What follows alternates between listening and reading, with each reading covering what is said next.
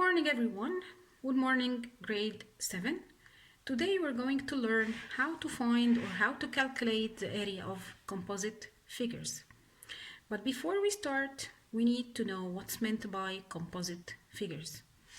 Composite figures means shapes which are combined together.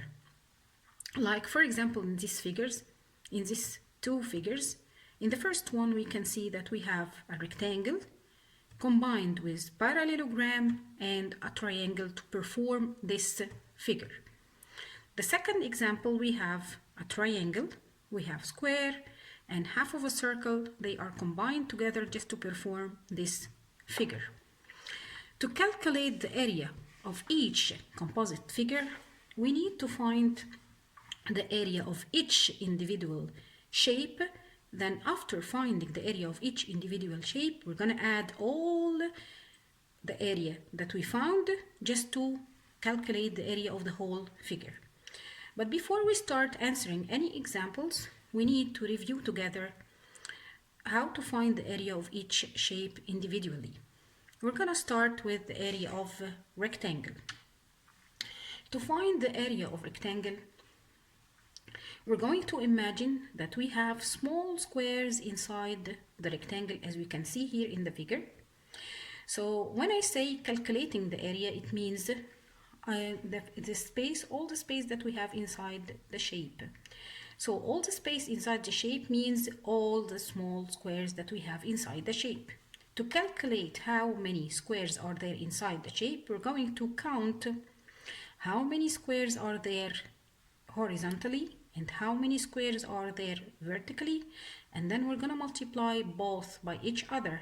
Like for example in this figure, we can find that we have 1, 2, 3, 4, 5, 6, 7 squares. This is horizontally, and vertically we have 1, 2, 3, 4, 5.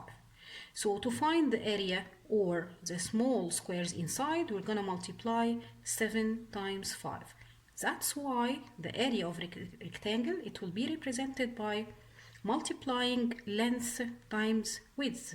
And don't forget that the length is always longer than the width. So this is the length and this is the width. Moving to the square.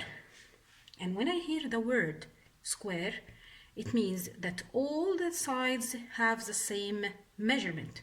That's why we don't need to multiply length times width, because there is no length and there is no width, because all sides have the same measurement, as I said. So to calculate the area, we have to multiply side times side, as we can see here from the rule, or side power 2, because it has the same meaning. Side power 2, it means side times side. Moving to the area of triangle and how to explore the rule of the area of the triangle, we're going to do a small experiment, which is drawing a rectangle like this, and from this point to this point we're going to cut this rectangle. What we're going to find is that we're going to have two equal triangles, as we can see here in the figure. That's why the area of the triangle is half of the area of the rectangle, because when we cut it into two halves, we're going to have two equal triangles. That's why our rule will be half times base times height. Actually, base and height was before we called it length and width, but in this case we're going to call it base times height. Where is the base? Actually, this is the base and this is the height of the triangle, and half because the triangle, as I said before, it's half of the area of the rectangle. So we can find that the area equals half times base times height, or base times height divided by 2. Moving to the area of the parallelogram, I draw a parallelogram, as you can see here in the figure. We're going to do also a small experiment just to explore where the rule comes from.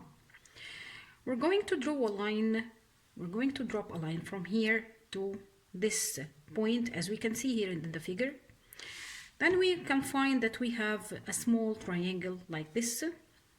We're gonna cut this triangle and we're gonna put it here on the other side of the parallelogram. What we can see that we will have a rectangle. So a parallelogram, it's a special case of a rectangle. So to calculate the area of the rectangle, it's the same as we said before. It's length times width, but in this case we call it base times height. So when I find the area of the parallelogram, it's by multiplying both base times height. The last shape that we are going to talk about is trapezoid and how to find the area of trapezoid. And as usual, we are going to do a small experiment just to find or to explore the area, how to find the area of a trapezoid. This is my trapezoid, and always in the trapezoid we have a pair of parallel lines which are represented here by base 1 and base 2 because they are both parallel.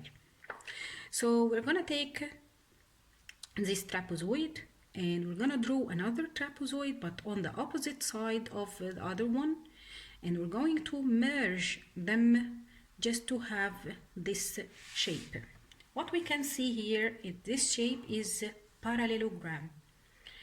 To find the area of a trapezoid, we can see that the one trapezoid is half of the area of parallelogram.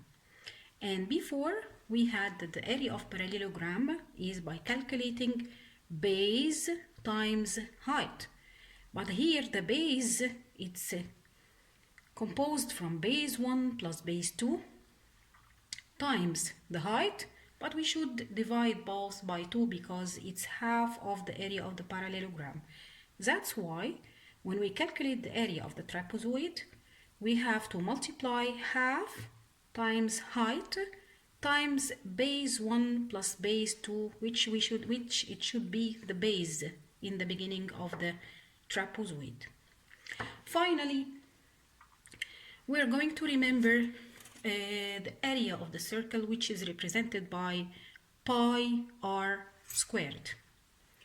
After reviewing all of these rules, I'm going to put it at front of me like this. So the area of rectangle calculated by multiplying length times width, area of the square, side power 2 or side times side, area of parallelogram is multiplying base times height, area of triangle by multiplying base and height and divide them by 2, area of trapezoid half times base 1 plus base 2 times height, area of the circle pi r squared.